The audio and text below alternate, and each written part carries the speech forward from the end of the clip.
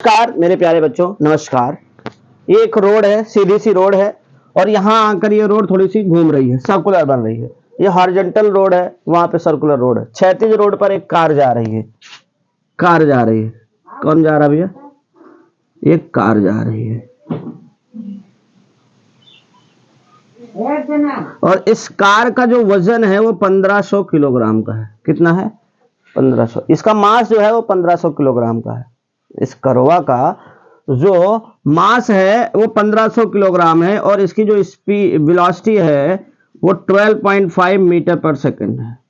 चलते चलते ये यहाँ पहुंची है और ये जो है, ये जो सर्कुलर पथ है ये 40 मीटर रेडियस के उस पे है। मतलब कुछ अगर ये जो कर्व बना है इसका अगर पूरा बनाया जाए सेंटर, तो सेंटर से रेडियस इसकी 40 मीटर की है। ठीक है, जा रही है। यहां पे इस कार को मोड़ना है। इस कार को मोड़ते टाइम इसके कार के और सड़क के टायर के बीच का फ्रिक्शन कितना होना चाहिए कि कार बिना स्लिप किए हुए गुजर जाए? क्वेश्चन समझ में आया भैया? 1500 किलोग्राम मास वाली एक कार 12.5 मीटर पर सेकंड से जा रही है। 40 मीटर रेडियस वाले सर्कुलर पथ पर इस कार के टायर और सड़क के बीच कितना फ्रिक्शन हो कि जब कोई ड्राइवर इसे मोड़ रहा हो ऐसे, तो बिना फिसले ये आराम से मुड़ जाए। चलो जल्दी कैलकुलेट करो। चलो ये कार चलती चलती यहां आई और जैसे यहां आएगी इधर की तरफ ऐसे घूमेगी। जब इधर की ओर घूमेगी तो अंदर की तरफ एक सेंट्रीपिटल फोर्स आएगा ना, Fc। कितना फोर्स आएगा? Fc। तो Fc इक्वल टू क्या हो जाएगा? Fc इक्वल टू होगा mv²/r। ठीक। और बिना फिसले हुए, मतलब ये इधर की ओर है, फिसले ना, इसका मतलब इसके टायर के बीच एक फ्रिक्शन फोर्स काम कर रहा होगा। तो वो फ्रिक्शन फोर्स क्या होता है? फ्रिक्शन फोर्स होता है म्यू इंटू एन। यही तो होता है। तो ये फ्रिक्शन फोर्स इसके बराबर होगा और जो एन होगा, एन यहां से एन निकालो। एन इक्वल टू क्या होगा भैया? इसका वेट mg, m इंटू जी। तो जो फ्रिक्शन फोर्स होगा म्यू एम जी। ये फ्रिक्शन फोर्स जो हो रहा है, ये फ्रिक्शन फोर्स ये जो सेंट्रीपिटल फोर्स है वहीं पे इस फ्रिक्शन फोर्स की जगह पर आएगा, बैलेंस करेगा भैया, तभी तो बिना फिसले हुए निकल जाए। तो इन दोनों फोर्सों को हम बराबर करेंगे तो mv²/r इधर से आएगा म्यू एम जी। तो m से m मार दिया। v की वैल्यू कितनी है? 12.5 का स्क्वायर। r की वैल्यू कितनी है? 40। म्यू निकालना है मुझे और g की वैल्यू कितनी है? g की वैल्यू 10 रख लिया जाए, कोई डाउट नहीं। चल भैया आ जाओ, इधर आ जाओ। तो म्यू इक्वल टू 12.5 इंटू 12.5, 10 को इधर ले लो, 4 इंटू 10। ये पॉइंट हटाओ, 0 बढ़ाओ, ये पॉइंट हटाओ, 0 बढ़ाओ। ठीक भाई। तो यहां से म्यू इक्वल टू हो जाएगा 125 इंटू 125 डिवाइड बाई 123। देख भैया 5 से करो, 25 से जाएगा तो 5 बार और 25 से इधर आएगा तो ये, अरे भैया 25 चौको 100 और 0। अब फिर से 25, 5 से ले लो, 5 से करोगे तो ये आ जाएगा 25 और ये आ जाएगा 8। ये 5 से करोगे तो ये आ जाएगा और ये आ जाएगा 5 अट्ठे। ठीक है ना भैया? Mu equal to 25/28 64। आओ इधर देखो, भाग कर दो भैया। 64 को भाग कर दो 64 से। किसको? 25 को। 0.0 बढ़ाया, 6 चौको 24। कितनी बार जाएगा? कितनी बार जाएगा भैया? 4 बार जाएगा ना। 4 चौक 16 और 6 चौको 24। 4 चौक 16 और 6 चौको 24 से 25। 3 बार जा रहा है यार। ये तो कितना जा रहा? 3 बार।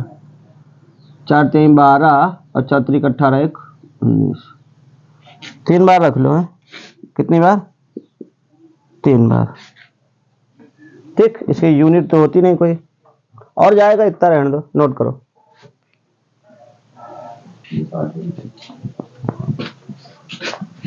मेरी उम्र के नौजवानों, दिल न लगाना ओ दीवानों। ये तो सही में बोला जाता। कैसे बोल दिया था यार?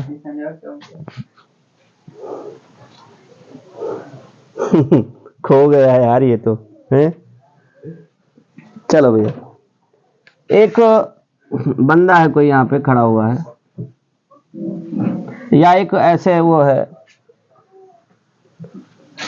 इससे एक डोरी बंधी है। डोरी में एक मीटर की दूरी पर एक किलोग्राम का, नहीं यार 100 ग्राम कर लियो, किताब में 100 ग्राम दिया है। ठीक, ये 100 ग्राम का एक ब्लॉक है 1 मीटर की, और यहाँ से दूसरी 1 मीटर की दूरी पर फिर से एक 100 ग्राम की गोली है, ये 1 मीटर है। फिर से यहाँ से 1 मीटर की दूरी पे 100 ग्राम की गोली है। ये तीनों ब्लॉक जो है एक डोरी से बंधे हुए हैं। क्वेश्चन समझते हुए चलना है। ये तीनों ब्लॉक किसी डोरी से बंधे हुए हैं और इस डोरी को इस तरह से ऐसे घुमाया जा रहा है। ऐसे मान लो इससे डोरी बन गई यहाँ पे, यहाँ, और मैंने ऐसे घुमा दिया। क्या किया? ऐसे। अब ये पूरा ऐसे ऐसे घूमेगा ना भैया।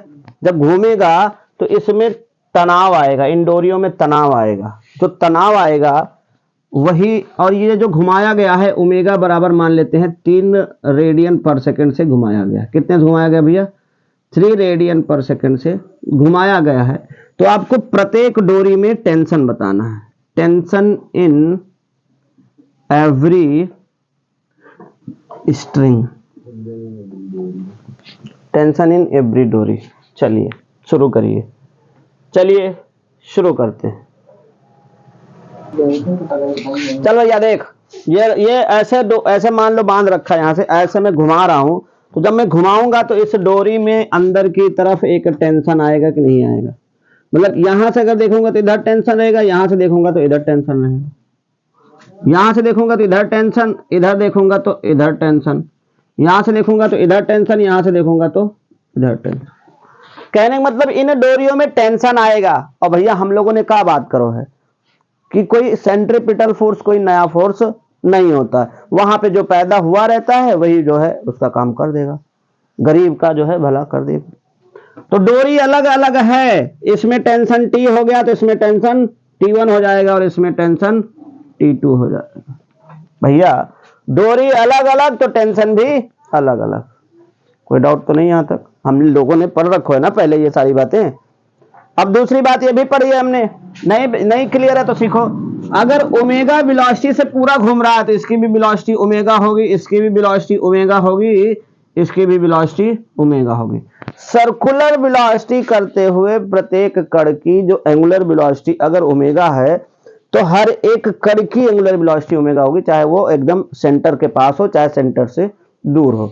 लेकिन अगर लीनियर वेलोसिटी v बराबर 3 होती तो उसमें मुझे ये 3 बताना पड़ता है, इसका है 3 या इसका है 3 या इसका है 3। मतलब लीनियर वेलोसिटी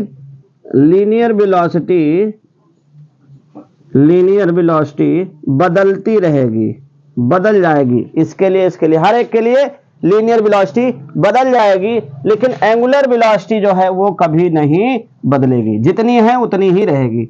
भैया कहने मतलब लीनियर वेलोसिटी जो है वो डिपेंड करती है v बराबर r ओमेगा पर।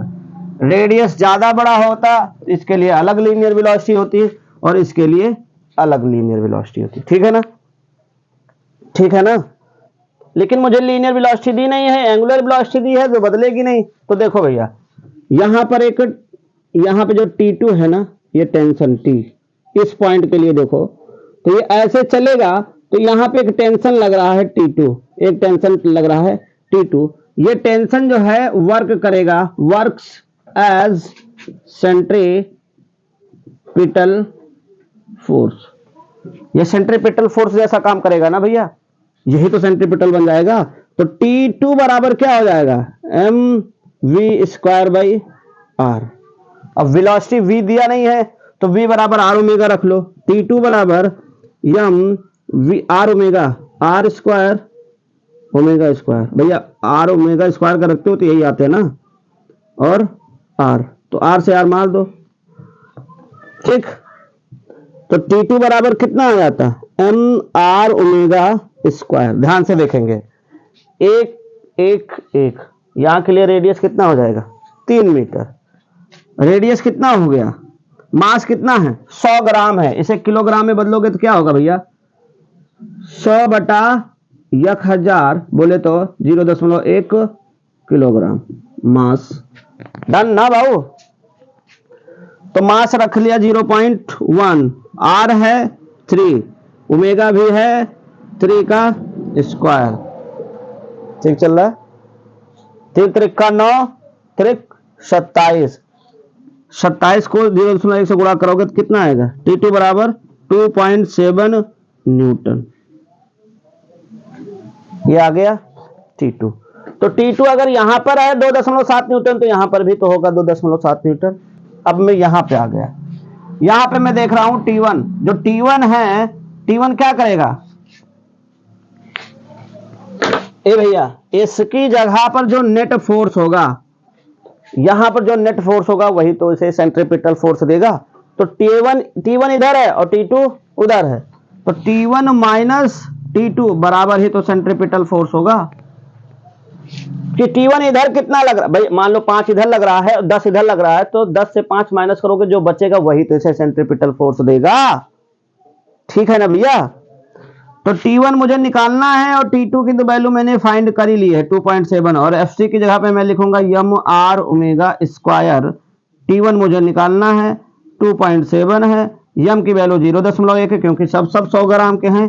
आर अब देखो कितना हो जाएगा, 1 और 1 2, आर की वैल्यू 2 हो जाएगी, ओमेगा की वैल्यू 3 का स्क्वायर ही रहेगा। कोई डाउट तो नहीं, सही चल रहे हैं ना। तो T1 माइनस 2.7, 3 त्रिक का 9 दूनी 18, 18 को 1.1 से गुणा करोगे तो 1.8। T1 बराबर ये उधर जाएगा 2.7 प्लस 1.8, तो T1 बराबर दिख रहा है ना भाई सब, 8 7 15, एक बचा ना, एक बचा ना, तो 2 और 1 3 और 1 4, कितना आया, एक अंक पे दशमलव रहेगा, 4.5 न्यूटन, ठीक है ना भैया। अब यहां पे आ जाओ, यहां पे जब आप यहां पे आओगे तो इधर की तरफ T है, इधर की तरफ T1 है, तो T माइनस T1 ही तो इसे सेंट्रीपिटल फोर्स देगा, है ना भैया। तो T की वैल्यू मुझे निकालनी है, T1 की वैल्यू मेरे पास है 4.5, और FC क्या हो जाएगा m r omega square. T minus 4.5, M कितना है 100 ग्राम है मतलब 0.1, और R की वैल्यू कितनी है 1 है तो है, अब तो R 1 है, ओमेगा अभी भी कितना होगा 3 का स्क्वायर, 4.5 0.1, 3 त्रिक का 9, 9 को 0.1 से मल्टीप्लाई करोगे तो T ये उधर जाएगा तो ये हो जाएगा 4.5 प्लस 0.9, तो 9 5 14, 4 और 4 1 5, 5.4 न्यूटन। भैया ठीक है ना, छापो फिर।